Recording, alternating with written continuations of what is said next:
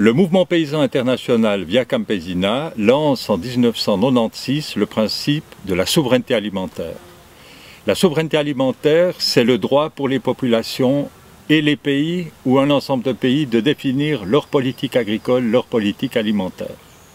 Par exemple, l'Union européenne et la Suisse interdisent l'utilisation de l'hormone laitière alors que les États-Unis l'autorisent.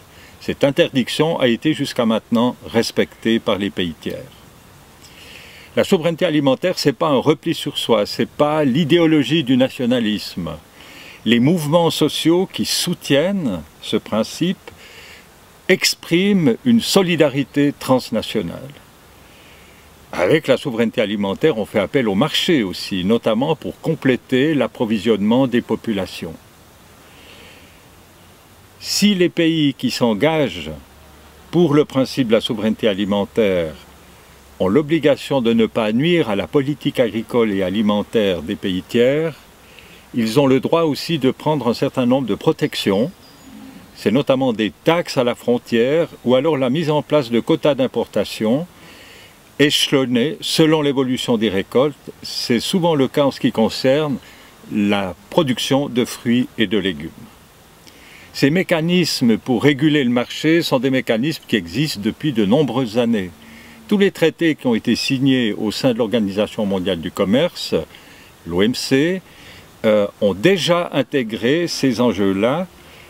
Avec la nouvelle donne, il s'agit d'adapter ces mécanismes, de les réformer et de les faire coexister avec la nécessité pour les paysannes et les paysans d'obtenir, quelle que soit leur situation dans le monde, d'obtenir une rémunération équitable qui garantit une paysannerie forte.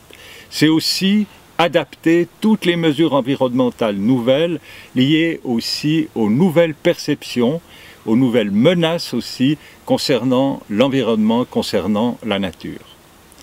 Avec l'évolution de la population mondiale, l'augmentation de la population mondiale, la diminution des terres agricoles, l'affaiblissement du potentiel naturel de fertilité des sols, avec les accès de plus en plus difficiles à l'eau, avec aussi l'affaiblissement, l'appauvrissement de la biodiversité et bien sûr les effets néfastes du réchauffement climatique, les objectifs de la souveraineté alimentaire apparaissent comme indispensables pour assurer partout dans le monde une véritable sécurité alimentaire. Suite à la canicule qui a sévi en Scandinavie, la ministre écologique de la Suède a déclaré que le pays ne pouvait pas continuer à importer la moitié de sa nourriture et que l'agriculture, la politique agricole de ce pays devait s'organiser, devait créer un réseau de fermes qui permet le ravitaillement du pays, c'est-à-dire qui apporte une sécurité alimentaire. Au vu de ces considérations aussi, il paraît erroné, risqué, illusoire de continuer à confier le ravitaillement des populations partout dans le monde à un marché débridé, un marché de plus en plus globalisé.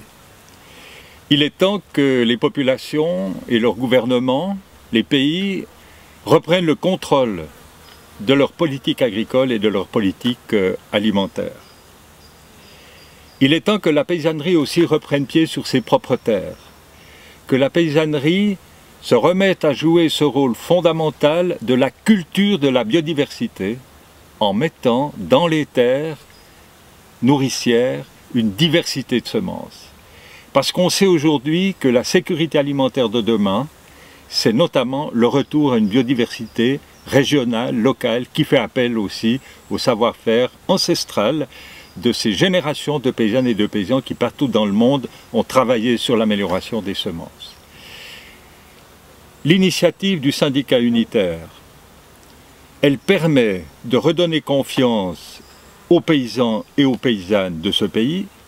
Elle permet aussi de mieux relier la paysannerie au monde de la consommation, aux partenaires consommateurs. Et puis, si elle passe la rampe le 23 septembre, ce sera un exemple pour tous les pays qui dans le monde adhèrent, toutes les organisations qui dans le monde adhèrent à ce principe de souveraineté alimentaire. Et je serais fier que la Suisse soit le premier pays qui inscrit dans sa constitution une agriculture durable et qui peut faire exemple pour l'ensemble des pays du monde.